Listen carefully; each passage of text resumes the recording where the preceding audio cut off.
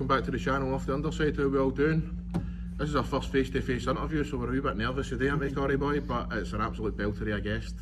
We've got the one and only Scottish football legend, Mr. Tam Cowan. How you doing, sir? I'm very well, boys. It's the first face-to-face interview, right? Yes. Is that just, I'm guessing, you didn't want to scare any of the guests? Exactly. Straight up, what was that, 3 seconds before you started slagging us? That's right. I don't think you're going to get the job for Tess Daly and Claudia. No, I don't think so either, man. Nah, I don't think so, but it's a pleasure to be here.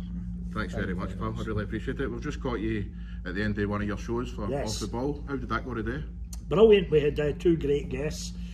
Paul Goodwin, we've known him for years. He was involved with Scottish football fans groups and that, and he's got a new book out about the whole thing about fan ownership, which is so big now in football. So we were allowing him to plug the knickers half of that, and that also normally means that we don't need to keep pay him a fee. So the BBC love that if he's on to promote something. And also Bill McFarlane. So we had Bill McFarlane, who for any of your listeners, certainly of a certain vintage, will remember he was a fixture in the Scottish media for a good 20-30 years. Great BBC Scotland sports reporter, journalist, etc. And he's got a show looking back at his life, at his career, all the stories that he's covered. He's doing a show at the Eastwood Park Theatre down in Giffnock as we sit here this Thursday coming. So Bill came on. Not only was a great guest, but again we don't need to give him a carrot. So that's champion. Me and Stuart don't get the money though. Any money to save, they don't kind of hand it to us. But so it was a great show. And then again, as we're sitting here recording this for whenever it gets out, and then my normal day now, which is why we fixed this up for the day. If I finish our Saturday show, as we always do at 2 o'clock, Sunday shows can be mucked about a wee bit because of live games and what have you. But for 31 years now, I'll finish at 2 o'clock on a Saturday. And if Motherwell are at home, I will jump into the motor, head out to Fir Park, and I can be sitting with my pals in the Philadonnell stand for about 2:45. It's great. But then, joy of joys, on a day like today, when Motherwell are away from home, albeit it's Livingston, I can kind of make that one at a push, although you never know what the M8's going to be like. So I will sit down in the second floor in here, and I'm just a football fan like yourselves, guys. And what's great then is I can sit and watch all the games coming into the building with the guys that are on Sports Scene that night. So tonight, for example, I think Stephen Thompson, the presenter of the Saturday show, will be there, and then he'll maybe have, who will he have with him today? Maybe Michael Stewart, Stephen A. Smith, whoever it might be. And as a fan, it's great to hear these guys' insights. You know, professionals will always see stuff in a game that us plebs won't. You know what I mean? You'll sit there and you'll notice the goals, yes, your beauty we scored, you'll see the red cards, but they spot things that you'd never see. And me and Stuart, actually, I want you to ask a question, by the way, in a minute, right? Me and Stuart, actually, we still glow about that. A very similar thing happened to us years ago. Scotland were playing, I think it was Belgium or Norway. Scotland were playing Belgium or Norway on the Saturday afternoon, 3 o'clock, an hour after our show finished. And we very smartly, because we weren't actually going to go to Hampden, we didn't have tickets, we went to watch it to the Hilton Hotel, the old Hilton Hotel in Glasgow at Anderson, which is near all the roads and everything, all the motorways and the flyovers. And the reason we went there is because in a day of Scotland International, if you go to any pub, let's say in Glasgow, we thought, let's go to the Horseshoe, the famous Horseshoe bar, it would have been mobbed. You wouldn't have get moving, you wouldn't have been able to get served a drink. So we very cutely, we thought, and it turns out we were right. I said, I'm sure in the main bar in the Hilton Hotel, they've got a big screen, and I bet they'd put it on for a football in Scotland game. Cut a long story short, me and Stuart, we were down there for, again, about 2:30, 2:45. Sat at these high stools with our back to the big square bar. The screen was all ours. We sat there with a bottle of wine, club sandwiches, everything. Who walks in, and he'd only been in my old telly show the week earlier, which is the only reason he'd have known me by name, Joe Jordan. Joe Jordan walks into the bar and I looks and he clocked me and he went, oh Tam, how are you doing? We meet again. I says, oh Joe, how you doing? I could see Stuart's face, he's thinking, how the fuck does Tam know Joe Jordan? Or how does Joe Jordan know Tam, right? And I says, oh Joe, this is Stuart Cosgrove a day the radio. Oh great. I says, what brings you here? He says, oh, me and the wife now, as I'm sure you know, or maybe recall, Joe's originally from Cleland, near my neck of the woods, and so he's got family and that still up in Scotland. He says, oh, me and the wife, we come up for a wee weekend shopping trip to Glasgow and see a few. He says, the magic words ends, if we were going to say no, can I join you to watch the game? Oh, fucking, I think Joe, we having a drink, great. So Mrs. Jordan was away upstairs with all the lovely stuff she had purchased for the shops in Glasgow. She was going for a wee lie down, not remotely interested in football. I always find that really strange. You get some, and you might interview some, you meet some football guys whose wives go to every game, and you get other ones who hate football, and that's just how it works, Joe Jordan's wife certainly didn't fancy watching the Scotland game. So Joe sat down with us, me and Stuart watching this game. I said, Joe Jordan, Jesus Christ. And he was giving us his wee input here and there in the game. Oh, that Scotland, the wee number 4, I bet he gets taken off in the next 10 minutes. Bang, boards are up, guys subbed, All these wee things that he noticed about tweaks that were getting made that we just would never have known. And see, to sit next to that guy, as we did, for, best part of 2 hours, it was absolutely brilliant. And needless to say, he kept offering, we would not let him buy us a drink, and particularly for Cosgrove's era, and Stuart was a big Tartan Army man back in the day, and he went to all the World Cups, 74, 78, 82, 86. For Stuart particularly, to be sitting there with Joe Jordan and having a personal pundit, co-commentator for this game, it was absolutely incredible. And before you dare ask me a question, when I remembered myself there, with Joe, all he'd asked for us when he'd been up 2 weeks earlier to do the old telly show at the old BBC up at Queen Margaret Drive. Our guests that night, it was Joe Jordan and John Higgins, right? Now John had just come back from a tournament which he had won. I think it was the British Open, maybe it was a UK based tournament anyhow. So John had won it. And fair play to him, he still honoured the booking to come into BBC on the Monday. So we had John Higgins and Joe Jordan. I think that's great. 2 big Scottish sporting guests. John might even have been the world champion at the time as well, that same year, one of the years that he'd won it.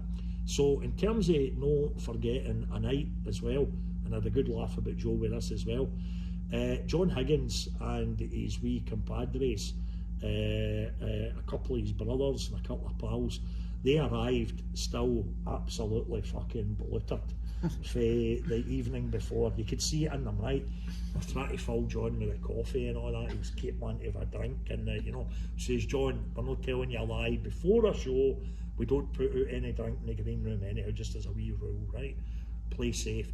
You can get as much as you want after it, batter into it again. Thanks so much for doing the show. But he was fully anyhow. We finished the show. We're in the green room. Joe Jordan was staying there all night. John Higgins is sitting there with all the posse. I'm a big snooker fan. I was in Melliman. And right, John, he battered in bottles of beer and all that, red wine and everything. I says to Joe, Joe, you'll have a wee drink yourself, like Tam. He says, what I'd really like though, now that I'm back up the road, what's a Glasgow curry. I went, oh, sort that. But the only thing was, because it was a Monday night, it's getting worse and worse and worse these days. But I'm like, look at the time and all that. It's, it's murder to try and get into somewhere, But we thought, we get Joe Jordan, we get John Higgins. So we phoned down to the Shish Mahal on Park Street, just near the Old Stand Comedy Club, near the Double Bar, you'll know it in the West End of Glasgow. And we got somebody in the show to phone up, I wonder if you can help us, phoning for the BBC. Tam Cowan just recorded his show. All right, yeah, I know Tam, he's been in a few times. And we've got Joe Jordan, we've got John Higgins, oh yeah, bring them down. We can sit all night, we thought, great. Well, we went down there, and if Joe was here then he'd remember us as well. We were walking down the wee side route, if you like, the wee side street, coming out the old BBC to walk and go onto Great Western Road to head down a wee bit and then cut down for the restaurant. And we're walking down there, and at one point we're saying, where's John? Where's wee John Higgins, right? Well, we looked around, John, I'm here. We went up. John Higgins, the world snooker champion, imagine what a tabloid would have paid for this, was having a pish in somebody's front garden. He'd walked into their front garden, he'd a pish against their flowers or whatever, right? This beautiful coiffured garden, right? A big posh house. It was in Hamilton Avenue, just off Great Western Road, before he got the BBC. Somebody that works in our show says, you know whose house that is? And it gave it another wee bit of celebrity. Paul Young, best known these days for Still Game with the big ears, great fisherman, brilliant actor, you know what I mean? It was Paul Young's front garden that John Higgins was having a pish in, right? There's your front page of the Record of the Sun, right? Even better than that, aye, right, I'll be ways the now. Joe's starving, Joe's wanting his fucking curry, right? Joe, give him a minute, he's up there, he's bloated, he needs to get some of that back out. Fine. So he's taking it, I goes back up to get him. John, just for good measure, decided he'd be sick. He thought, if I'm going to have a curry, that's bad to be my looking at. I better leave some room in my gut. Aye, there's logic there. In the legendary actor and fisherman's front garden, world snooker champ John Higgins pished all over his flowers and then vomited right over the place as well and left it overnight. We went down to the curry to finish this tale. We went down for the curry and Big Joe, oh, this is great, I miss this.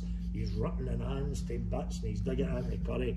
We looked down at one point at John Higgins at the bottom of the table, and I kid you not, he was asleep and face down in a balti dish, snoring. And his pals by this point, John, come on.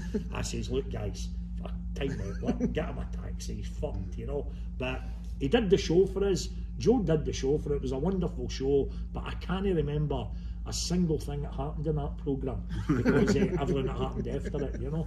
But again, I think all it got me onto that was, if you've got good guests, and we had two of them today on the radio, that's all that matters. Folk that come on, folk that can have a bit of fun, folk that can take the piss out of themselves, and that's what makes our job dead easy. I just want to know if Paul Young knows about that story that John Higgins. I've told him. I knew through a mutual pin. We've had with Paul, and he's done off the ball actually a couple of times in the past. And he used to stay no too far from me in Glasgow. And I've told him. I think there's almost a bit he was quite. Quietly proud that a world champion from Scotland had actually been sick. He'd been sick in his gear, then he could easily get in next door. And you think, I know, he's saying, he's welcome. Anytime you want to wait anywhere, you can come to my garden if you want. There's a delicious wisdom of flowers. So he would know all about that, Paul. And Paul's still going strong. Paul will be a great age now. Paul must be in his 80s, and he's a gent, really nice guy. Definitely. You've done it all, mate. Obviously, radio, comedy, presenting stuff. Was it always your dream when you were younger to get into that field?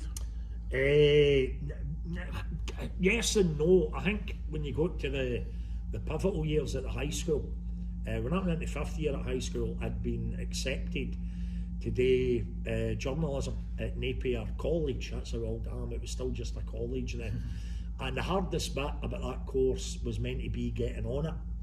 And so I was very lucky to get on it. It only took 22 people per annum. And then, frankly, if you didn't do the course in Edinburgh, your only options, if memory serves, bizarre places like Cardiff, Plymouth, and somewhere else down south, right? So it was a hard course to get on. So when I realised that English was kind of my best subject at school, and I enjoyed writing and stuff, I persevered with that then. But unlike kids nowadays, when I was in 5th year at the school, the very idea of leaving school rather than going in and doing a 6th year, just a wee skite about, I did 6 year studies, English and history. So I kind of got my exams. I'd been accepted at college, but I felt like a daft wee boy, really very immature, and you know. So can't mind how it came about, but between the school and my father and the college, of course, they kind of allowed me to have a gap year for him, if you like. And they said, look, we'll enrol you the following year, right? And I think they were quite up for it. Well, we're going to get somebody that's a bit more mature when the time he does come to the college. So I had a ball. I stayed on in 6th year. I was the boys captain at school. The great joy of that was that me and the female captain at Braidhurst High in Motherwell, the best part about being school captains we were put in charge of the tuck shop. Oh, the power that gave you. Every Thursday, once a week on a Thursday, a taxi, I don't think I'd been in a taxi at that age growing up in Motherwell.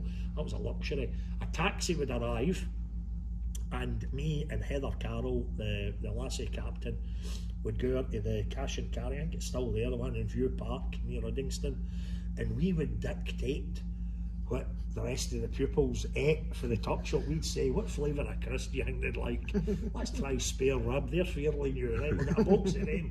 And then we'd buy all the sweeties, Skull Crushers and all that, saying, oh, we'll buy some of them. And so we dictated what was stocked in the tuck shop, right? It was marvellous, right? And the best thing for them that goes to any cash and carry nowadays, they're very, very popular. We got there's always freebies when you walk around a cash and carry, things that they want you to try and sample and that. So we went there and we effectively got our lunch in the cash and carry, and it was tremendous. And so that was all I really remember. About 6 years, skated about, did 2 subjects. I knew that I was going to the college the following year, but because I didn't have anything much today, our English department was starting what they called a writer's workshop. And what that was, as I later learned in my more cynical days, it was a way to massage the school role, the figures. Excuse me. It was so they would get in local adults who lived near the school in Motherwell, and they would do this writer's workshop, as they called it. So it would be excuse me, when you's got a cat, who's got a cat? When you's got a cat? No, right, okay, that's not what makes me sneeze. I've got a very, very strong allergy to cats, and them that's even got one. It goes, you can get in a taxi and the driver's allowed somebody with a cat in, and it's, your eyes are hanging out your head. But anyhow, that's fine. So, writer's workshop. So the head of our English department, Tom King, who was my old English teacher, he said, right, we need some pupils to come along to encourage the adults when they come in. Need some folk there with school uniform and that on. So I didn't bother, volunteer for that. So you had some quite older folk, more mature folk, let's say, were coming into this wee class, and they were sitting writing maybe wee short stories and all that. And he said to me, what you got to do right you're here? And I said, oh, that's a point, I need to write something. So I started writing wee daft sketches and that, wee jokes and just carry on stuff, you know. And then Tom King, the aforementioned, he sent, I'd written a wee couple of topical jokes about whether he'd been in the news that week, and he sent some of them in to a radio show on Radio 4 at the time called Weekending. It was a topical half-hour sketch show. It went out on a Friday night on Radio 4 at 11 o'clock, and I looked back at the week's news, kind of hanging up. And he sent in some of these gags that I'd written, and he used a couple of them, right? Utterly bizarre, right? And so, that was instant celebrity status in at the school and all that, and Motherwell Times, local paper, stuck for something to put in the front page, ended up going with that. But it gave me a real interest for the rest of that year, so I was doing more and more kind of writing and sending stuff for, when I was in 6th year at school, sending it into loads of sketch shows that were available at the time. Now, nationally, UK-wide, you had things like Les Dennis, the Les Dennis Laughter Show. You had Bobby Davro was on the telly, a sketch show. Hale and Pace, if you remember them. There was loads of sketch shows in the telly, little and large. The Russ Abbott Show. There was hundreds, right? You don't see sketch shows really now. But then Joy of Joys up in Scotland, there was loads as well. There was like Naked Radio on the radio, which became Naked Video on the telly. You had Scotch and Rye with the late great Ricky Fulton. And then, for me, just starting at the same time as I was starting, which was wonderful, Only an Excuse, the great Only an Excuse, had just got underway, audio version only, and everybody was passing about these tapes. Like my dad has worked at Honeywell's up in Newhouse.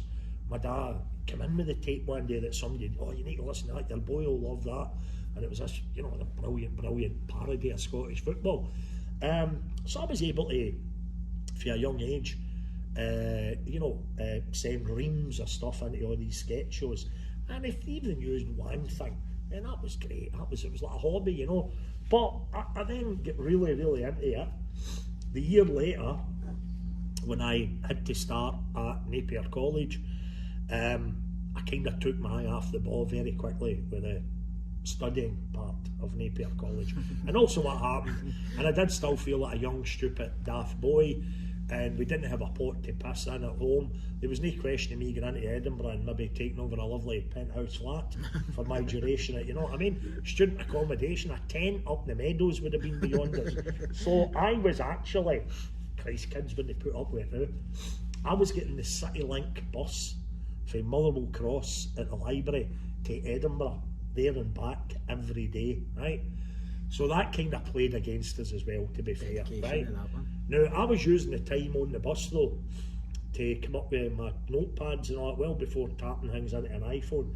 But I was using my commute there and back every day for writing more stuff, you know, getting a couple of newspapers to read on the bus, and then looking at them and saying, right, who's been in the news, what's been happening, the football and all that, and writing a wee couple of gags, and then being able to send them in. Cut a long story short, December that year, what was 3 months into the course, and I think they would call it now in football terms, by mutual agreement, we decided that I was going to quit Napier College. My lecturer at the time, he thought, Tam, this isn't for you, is it? You're mad, you know. My fellow students, some of whom, because it was journalism, I remember I started seeing their faces popping up as young reporters on the news. Oh, no, he was at the college. Oh, she was at the college.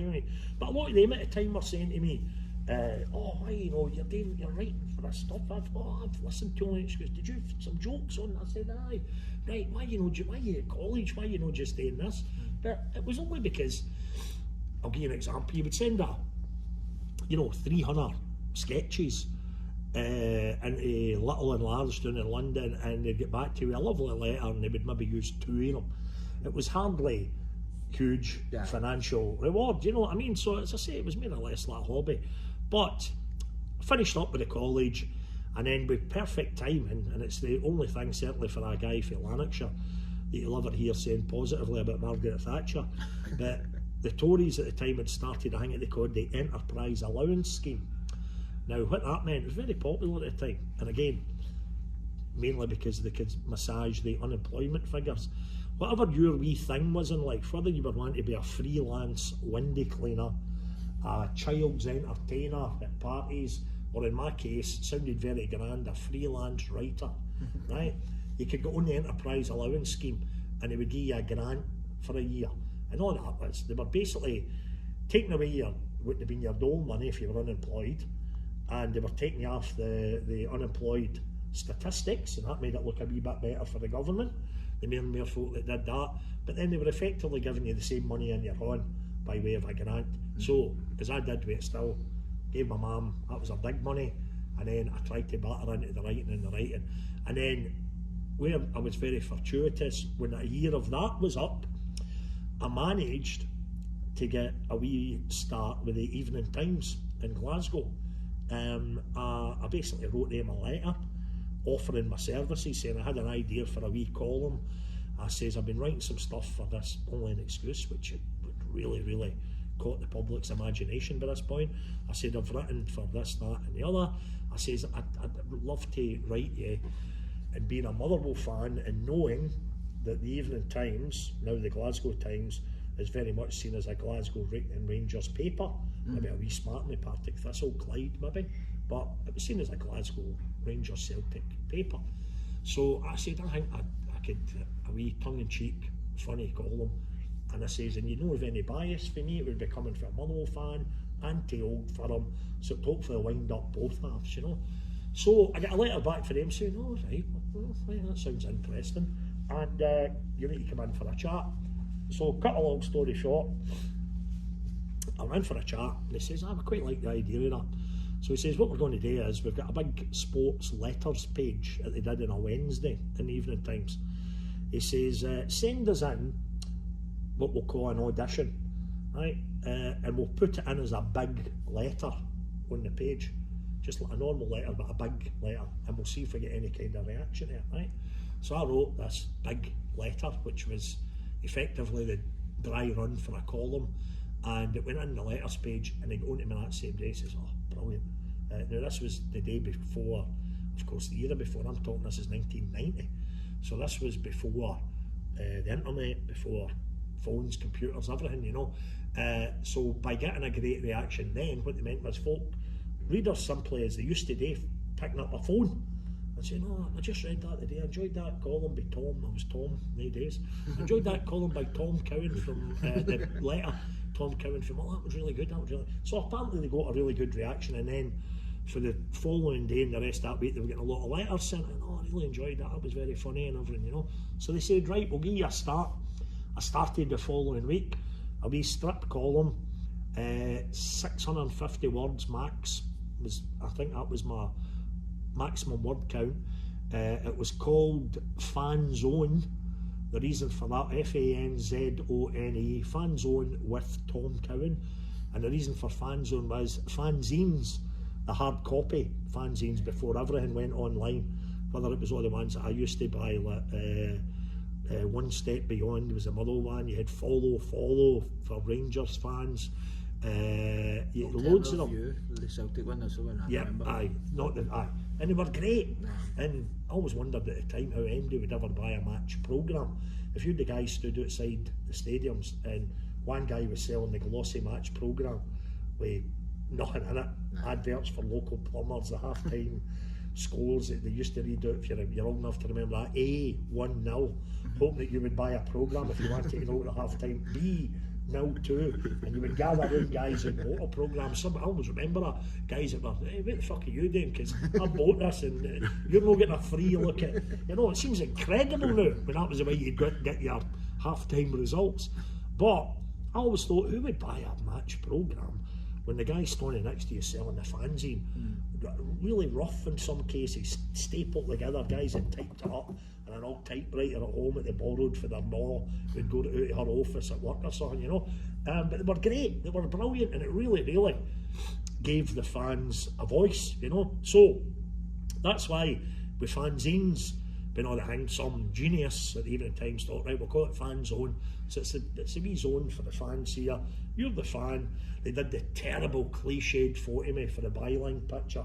They made with a tartan, a "See You Jimmy" fucking hat on and holding a pie in a Bovril. It was like nailed on that I was a football fan. This guy's a football fan, by the way. Look, he's having a pie in Bovril when he's wearing a Scotland cap. But it was great, the column. Oh, it really took off. I was delighted. The feedback we got was great. So within a year, they had given me another column in the Wednesday paper.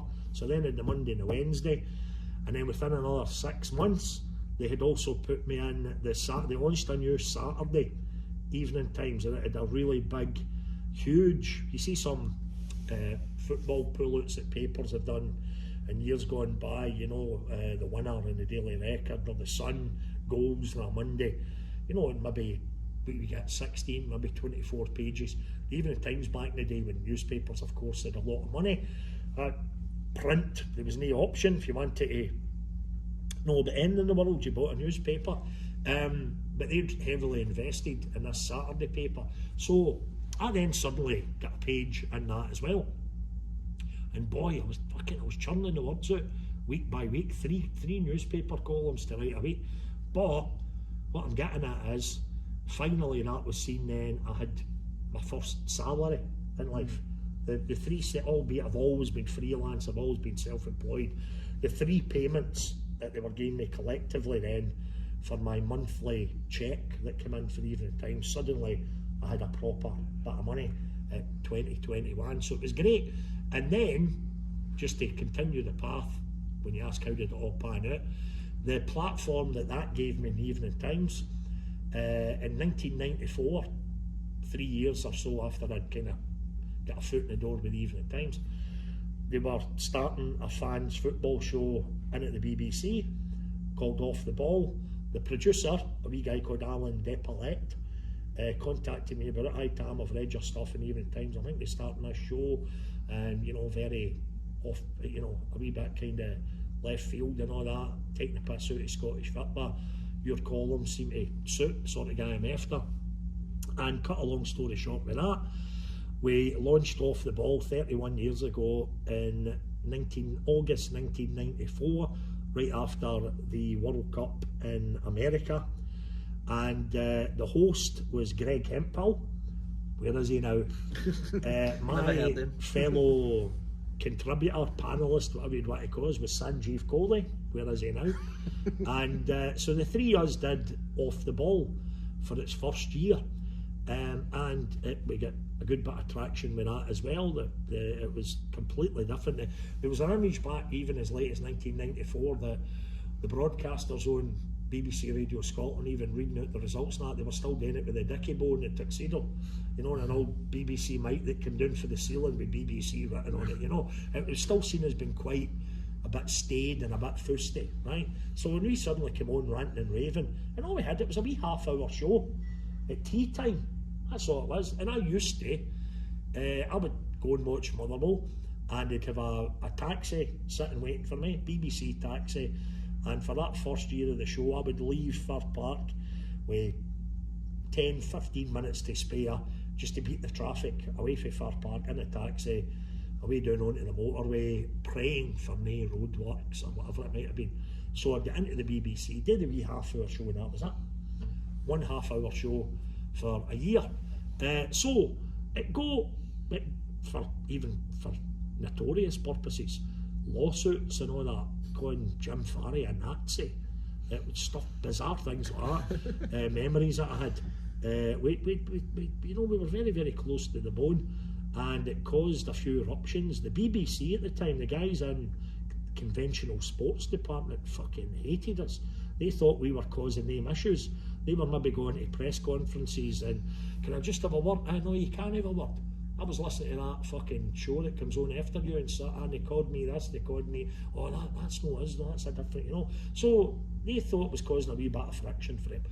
They very, very gently kind of calmed down on that front, right?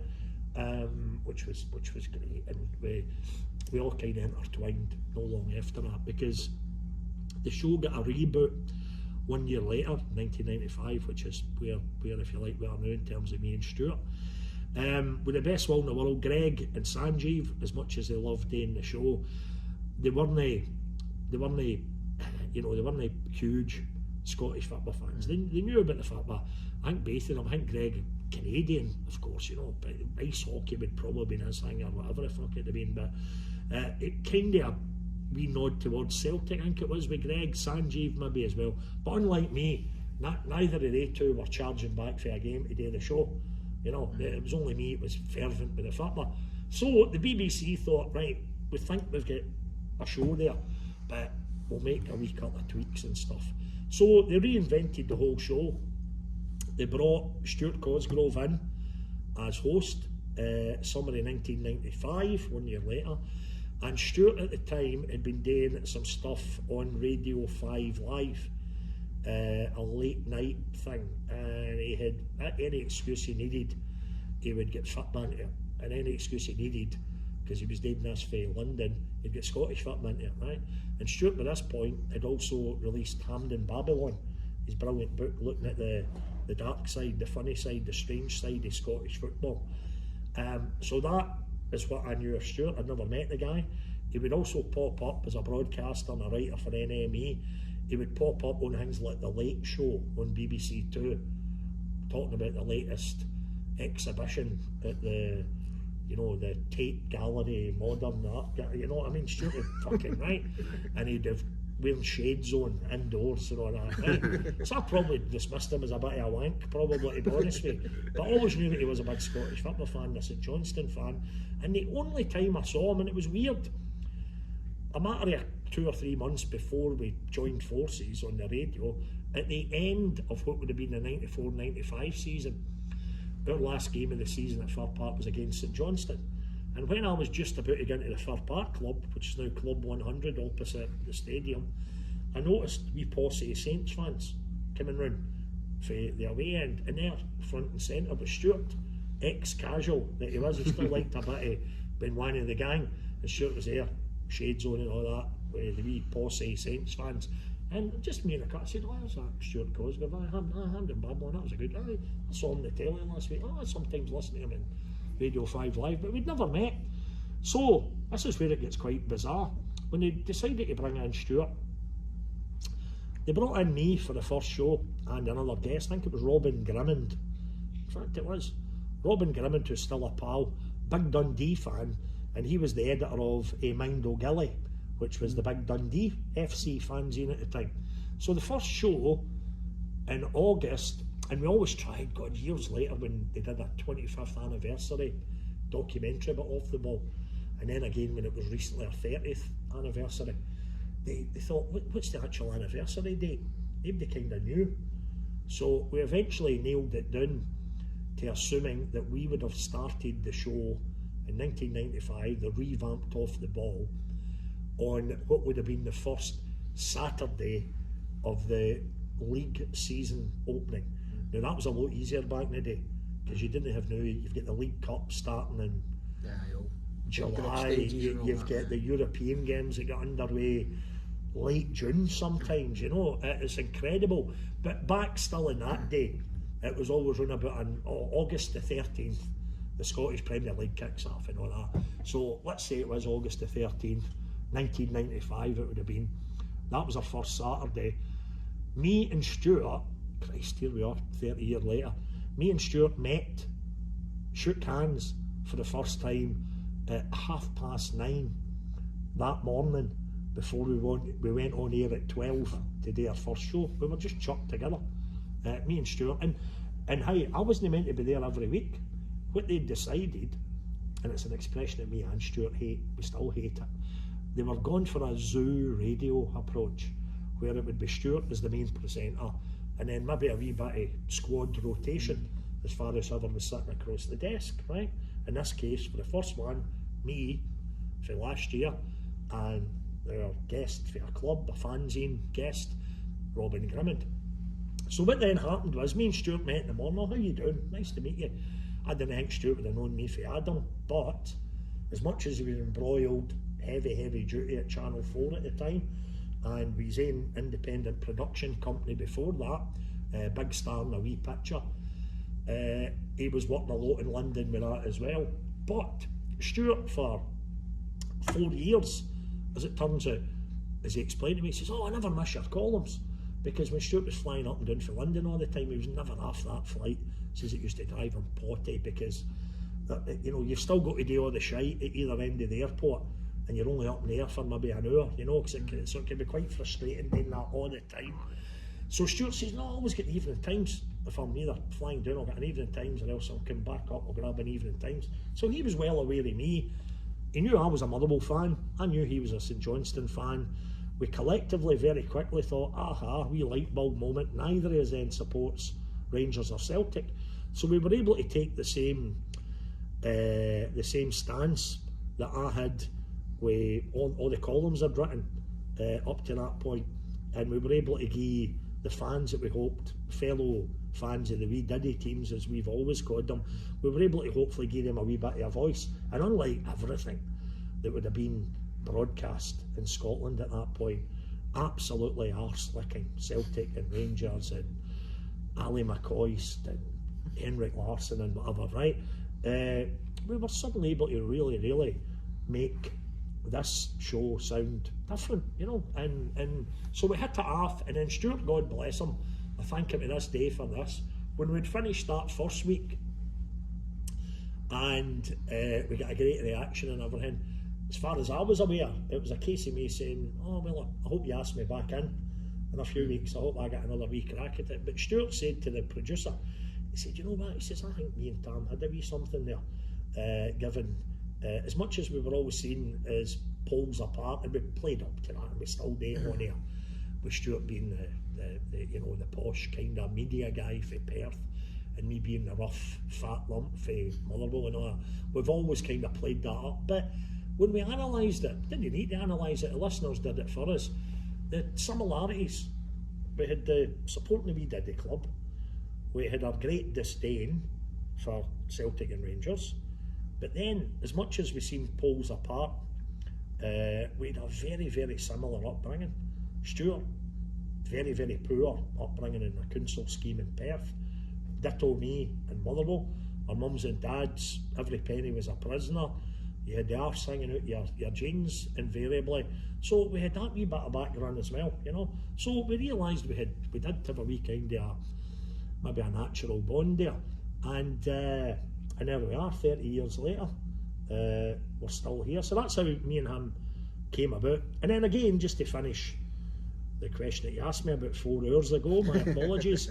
I had the platform with the Evening Times, which got me the platform nationally with BBC Radio. And then because of that, when we came up to speed 1995 and Off the Ball with me and Stuart was really taking off, that allowed me from 1998, I got a move, big move back in the day. I was beyond delighted. I get my move for the Evening Times to the Daily Record. And again, 1998, the year the internet was invented, if you like, the last great year of newspapers. You'd have to say the last year when the sales, I mean, the Daily Record in 1998 was selling 820,000 copies a day. The Sunday Mail on a Sunday was selling 1.2 million copies every weekend, right? Because you didn't have any alternative. That's what I'm saying, you know. And that's how what I hate now. And I've always been involved in newspapers to this day. I love newspapers. I'll always like sitting there bashing something out in front of the keyboard, typewriter even, as it had been back in the day. But it really annoys me because there's a lot of great guys that I've known, and there are still a lot of great guys in newspapers, and they go, fucking Keith Jackson, have you seen how many folk are buying the fucking record now? That's no Keith Jackson's fault. That's the same way. It's like saying, do you realise how many folk still, you used to light the gas lamps out in the street at the end of the night when it was going twilight.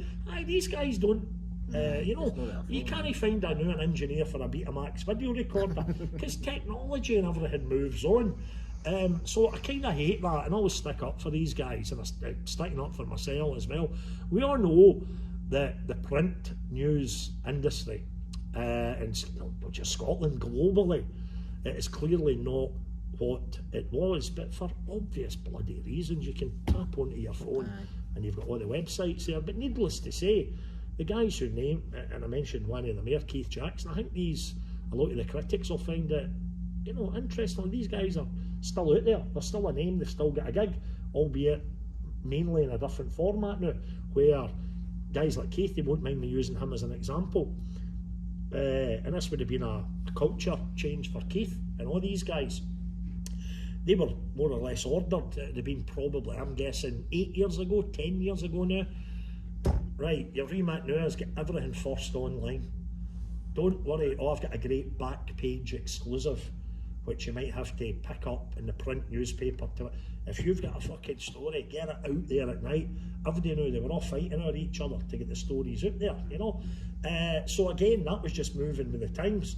And a great operator like Keith, been very, very good at that. Get your stories out first online. All the guys do it, the usual great rivalry, certainly in Scotland, the Daily Record and the Scottish Sun.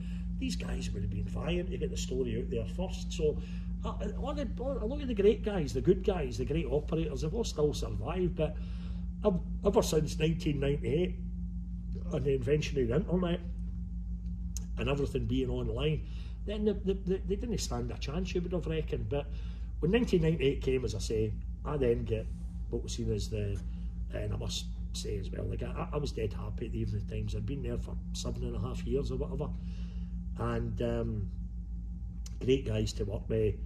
Phoned in, me and the internet, up till 1998, you would phone in your copy. I would lie in my bedroom in Motherwell, my mum's old house, and for all that time, you would work through the night because your deadline with the Evening Times, which you could get in the streets of Glasgow and surrounding areas from about half 11 in the morning.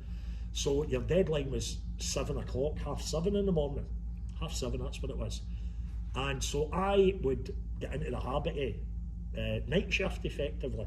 I would sit up in my room at night with all the papers and all that for the week, going through and stuff, writing into a notepad, my columns, counting the words. God, imagine doing that now. Physically counting the words for my word count, right? And then when I was happy with everything, I would phone up a copy taker these great bunch of folk who became pals. It was usually about 4 or 5 of them at the time.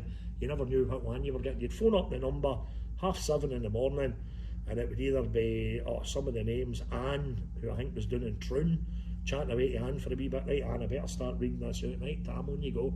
And you would just read it out steadily. Rangers today said they would sign a player. And there was, she was sitting at the other end with the headphones on, tapping it away, right? And you got to know these people, 5 of them, as I say, hardcore. And then you would finish, right, great, Tam, that's brilliant, thanks. I'll get that through to sport. And then it would go through there, and then 4 hours later, you could see your words in the paper, which was a great buzz back in the day, you know. But the strangest thing was, because I built up a relationship with these folk, and it was them who were effectively putting my words into the paper. When, there you go, technology, when in 1998, when I moved to the Daily Record, lo and behold, 98, internet coincided with these poor folk getting their jotters, basically. There was still a copy taker's place in Whitby, in the north of England, the north east, I think it is, of England, and that was a national base in case, you know, technology was new for an emergency, or even guys out in a war zone perhaps who had to get copy into the British newspaper. They could phone this number and the copy takers would bash it out. But my old chums, these folk who I spoke to, remember, 3 days a week, I spoke to them more than some of my pals, some of my relatives. So when I heard that they were getting the heave-ho, I invited them out. I thought, I'll splash the cash now, I'm going to the record, spend some of my money. So I invited them out. The last copy taker that I spoke to, whichever one of them that was, I says, listen, I'd love to take you out. I'd take you on the way each other. We're all pals now. I says, I'd love to take you out just a wee thank you. And like, that would be great. And I says, I just want to meet you. I've spoken to you over the phone for the best part of 8 years, but I've never met one of you, you know. So the strangest thing happened. A week or so later, I'd left the Evening Times, joined up with the Record, and we'd arranged to meet them in a restaurant that the premises are there now. It's now actually called, it's at 74 St Vincent Place in Glasgow. And the reason I know that, because when it was there, the restaurant was just called Number 74. And I used to really enjoy it. It's now an Indian restaurant which has got swings in it. You need to Google that. Yeah, there's a couple of like swings that you can sit on. I've seen that. It begins with an M. Anyhow, it's quite, the food and all that's quite nice, but it's no same premises. Anyhow, I had organised to meet up with the copy takers in there. We'll get a bevy, we'll get some food, it'll be great to meet you. Strangest thing that ever happened is they came in, because they were coming from different directions, obviously, maybe arriving at Central Station, Queen Street, whatever, dropped off by their other half. They were coming in one by one. I made sure I was there nice and early. I'm sitting there with a drink, and I kid you not, it's a very, very strange thing. See, as they come in one by one, I guessed correctly every time which one was which. Now, it was 5 women and 2 guys that came in, right? So maybe a wee bit easier. You've never seen them? But I'd built up this picture just based on what their voice was like. And thinking that the man for Troon, she sounds quite well to do. And Troon's quite a posh place. So when she came in, quite, you know, I'm thinking, I bet that's her. How you do? Aye, oh, right. Next one in. You must be, aye, Tam, how did you? Aye, I just built up a wee picture of you in my mind. I got every one of them right. We sat there that night. I thanked him profusely. We had a lovely night. We get pished, and I fed them very, very well. And then that was me done with the old copy taker.